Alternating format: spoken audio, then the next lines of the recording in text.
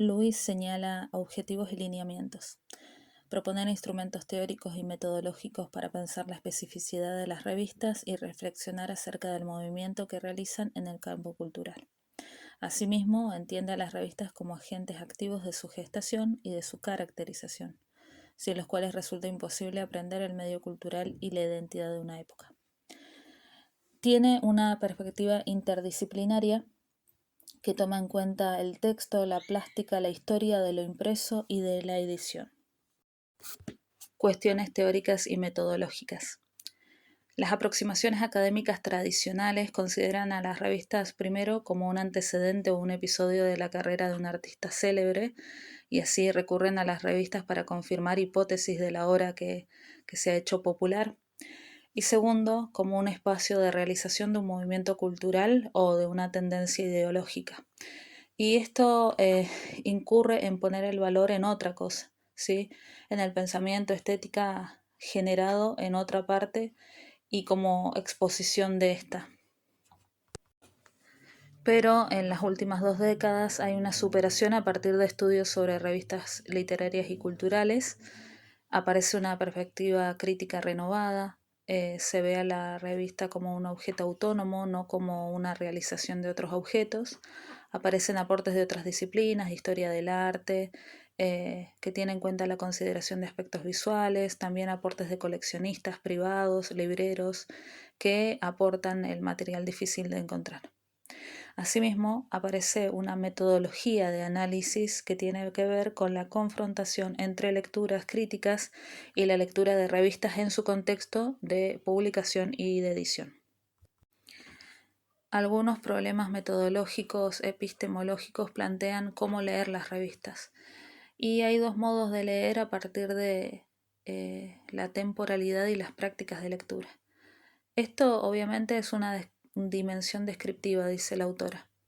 Estas prácticas de lectura tienen que ver sobre todo con el tipo de acceso a un medio, ¿sí? También implican una posición corporal con respecto al material y un ritmo de lectura. Entonces, ella dice que hay 2 tipos de lectura. La lectura intensiva, que está adaptada al ritmo de publicación, que es fragmentaria porque muchas veces no se leen todos los números, y es discontinua, ¿sí? No se sigue un orden, es no lineal, ¿sí? El tiempo, por ahí se sigue el tiempo de publicación, que es cada 2 semanas o cada un mes. Y por otro lado está la lectura extensiva, que es cuando aparece todo el material disponible, está asociada a investigadores, hay un tiempo concentrado, no se depende de la publicación ni del ritmo de salida. Es una lectura especializada, concentrada, hay una imagen de continuidad y linealidad, permite además percibir repeticiones, comunicaciones internas y redes que se establecen entre revistas y números. Bueno, y aparece también el concepto de la pluralización de la noción de contexto. El contexto entendido como un espacio plural de inserción de los textos, ¿sí? Y el contexto va a depender de la tradición interpretativa donde se inserta un trabajo, ¿no? Y también de la crítica, ¿sí? La crítica argentina, por ejemplo, habla de contexto político histórico y la francesa habla de contexto cultural, dice la autora. Bueno, y señala, como mencioné antes, dice que hay que pensarlo en el sentido de la pluralidad, ¿sí? Y aparecen tipologías de contexto de las cuales hace una descripción, ¿sí? Y una explicación. Por un lado está el contexto de publicación, que tiene que ver con los elementos de la página, ¿sí? Y ahí entran los escritos, ilustraciones, elementos materiales más inmediatos, cohabitación de textos y tipografías. El contexto de edición tiene que ver con aspectos extensos, el conjunto total de la publicación y especificidades materiales. El contexto de producción tiene que ver con las condiciones materiales específicas, culturales y sociales de producción, datos y elementos, ¿sí? Por ejemplo, la financiación, la impresión, reuniones de grupo, proyecto intelectual, circuitos de papel y polémicas, por ejemplo. y el contexto de lectura, que tiene que ver con la circulación de textos entre revistas, libros, el formato de la revista, que como ya mencionaba, el formato implica una posición corporal determinada, un espacio de lectura diferente, por ejemplo, un pequeño formato, un gran formato. Por ejemplo, hay que pensar en los diarios murales ahí. Y también este contexto tiene que ver con la lectura propuesta, ¿no? Por la forma y la recepción efectiva. También tiene que ver con el lectorado particular y el modo de leer específico, ¿sí? Y la participación, por ejemplo, de artistas plásticos, entre los que menciona la autora está Siqueiros, por ejemplo. Uno de los ejemplos que aborda la autora son las publicaciones en la revista Multicolor, que es un suplemento del diario Crítica, codirigida por Borges y Ulises Petit, del 33-34. Allí dice que el contexto de edición son las páginas de la revista en su totalidad, el contexto de publicación es el diario y los suplementos de otros diarios que entran en diálogo, ¿no?, con esta revista, y el contexto de producción, la situación laboral en Crítica y los textos publicados en el periodo y también los modos de firma. Bien, en el ejemplo que podemos observar acá entra en diálogo los dos textos que aparecen, ¿no? El primero es un texto de Borges, que es el incivil maestro de ceremonias, y un texto, una nota de Borges también, que se llama Nora Lange, ¿no? La autora, Lois, dice que ambos textos plantean la relación de causalidad y verosimilitud, ¿sí? Por un lado, el primer texto habla de imprime el mensaje de una estética naciente, y el segundo define un programa narrativo, sí, que está asociado a la verosimilitud. El segundo ejemplo de diálogo entre textos dentro de la revista tiene que ver con el texto Hombres de las Orillas, que es la primera versión de Hombre de la Esquina Rosada, firmado por F. Bustos con ilustración de Juan Sorazábal. Y la publicidad de YPF que aparece, ¿no?, ahí, que ven hacia abajo. Bueno, lo que aparece acá es una reproducción de las estructuras de la ilustración, ¿sí?, tanto del cuento como de la publicidad. Y esto, dice la autora, aparece y da el mensaje de una lectura irónica del texto, ¿sí? Por un lado, hacia arriba vemos un grupo de hombres y mujeres alrededor de un guapo muerto, y hacia abajo en la publicidad vemos 4 velas alrededor de cucarachas muertas. Bien, estos son dos ejemplos de varios que realiza dentro de su texto. Primeramente este diálogo entre textos, después aparece el diálogo entre intelectuales, incluso diálogos entre revistas. Vamos a seguir. Así como aparece una revisión de otros conceptos, aparece también la noción de director y noción de colaborador. Dice que a partir de que se puede hacer un análisis a partir del comparativismo, pero como una cuestión metodológica ella propone los testimonios en relación con otros testimonios y con rastros materiales. En cuanto a la noción de director, nos preguntamos quién decide qué.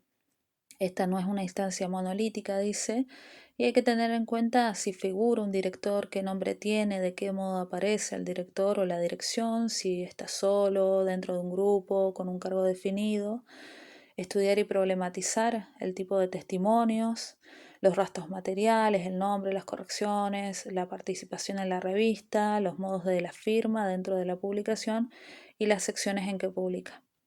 En cuanto a la noción de colaborador, dice que hay unos parámetros para determinar tipos y grados de colaboración, ¿sí? Tiene que ver la colaboración con las contribuciones que se realizan. Y dentro de estos parámetros está la periodicidad de la publicación, las secciones en que publica un colaborador, la exclusividad, la extensión del texto, la presencia de ilustraciones, los modos de la firma, la manera en que figura un colaborador, si un comité, dirección, la relación con otros colaboradores, el vínculo entre la presencia en una publicación y los acontecimientos políticos, sociales, culturales, los testimonios, las funciones administrativas ejercidas en una publicación y la ubicación geográfica, es decir, desde donde se escribe. Con respecto a las redes de revistas, señala que son redes y circuitos que permiten una circulación y renovación permanente las cuales son objeto.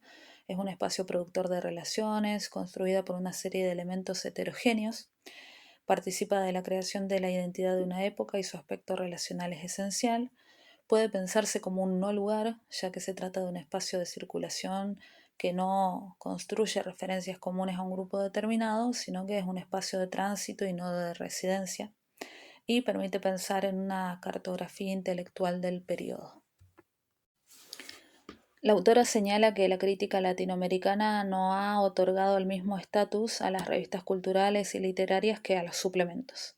Las primeras son vistas como prueba de la existencia de una cultura moderna y variada de calidad al nivel de la cultura europea, como un objeto que traduce la existencia de una cultura letrada. Los segundos, los suplementos, son vistos como una manifestación de una cultura popular, a la que habrían contribuido algunos intelectuales y escritores de valor, lo que también es un síntoma de modernidad y remite al modelo europeo. Algunas consideraciones para tener en cuenta es que las revistas demandan una revisión de la noción de autoría.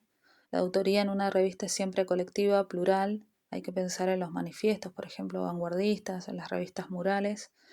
Editar una revista o un suplemento implica la puesta en página de la ilustración y siempre una cohabitación de textos, ¿sí? Un diálogo. También aparece el cuestionamiento de la noción de género y se abren nuevas perspectivas acerca de la expectativa del lector. Se borran los géneros porque la relación texto e imagen inscribe nuevos significados, porque la cohabitación de textos de géneros diferentes permite una nueva forma de contaminación, porque suelen organizarse en secciones. El estudio de las revistas replantea las relaciones entre la cultura popular y la cultura letrada o alta cultura. Hay una necesidad de preguntarse sobre la materialidad del objeto. Datos como el tipo de papel, el formato de revistas o la tipografía son esenciales, pero la cuestión central es qué hacer con ellos y cómo sobrepasar el nivel de la mera enumeración de datos para considerar los significados de las formas y las formas significantes. El proceso de pasaje de los textos de la revista al libro demandan el uso de nociones como puesta en volumen o la construcción de un volumen. El mismo texto publicado en una revista y en un libro no es el mismo texto, aparecen otros significantes. Hay tres modos de acceso a las revistas: los originales que podemos encontrar en bibliotecas o en colecciones privadas, los reprints y las versiones digitalizadas. Con respecto a estas últimas, la autora dice que es el modo ideal en que un grupo puede mirarlas, compartir y reflexionar sobre este material.